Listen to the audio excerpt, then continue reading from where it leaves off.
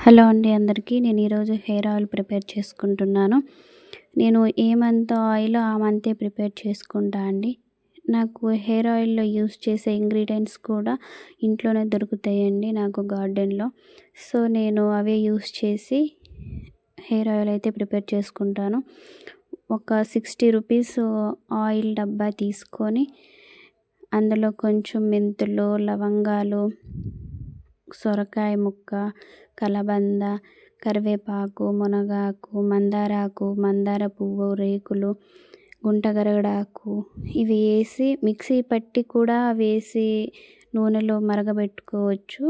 అలాగే డ్రై చేసేసి పొడిలా చేసి కూడా వేసుకోవచ్చు.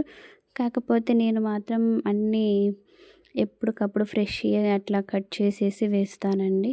ఇందులో ఒక ఆనియన్ వేయలేదు, అది స్కిప్ చేసేసాను. నేను కూడా మర్చిపోయానులే అండి. సో, ఇది హెయిర్ ఆయిల్ వాడే కొద్దీ నాకు కొంచెం హెయిర్ కంట్రోల్‌లో అవుతుంది.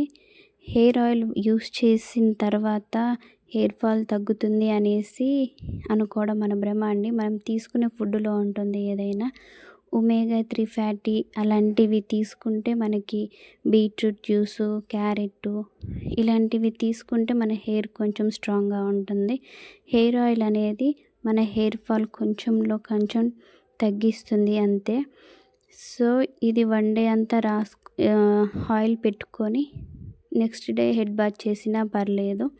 సో, స్కాల్ప్‌కి మంచిగా మసాజ్ చేసుకుంటూ యూస్ చేయాలండి. తర్వాత హెడ్ బాత్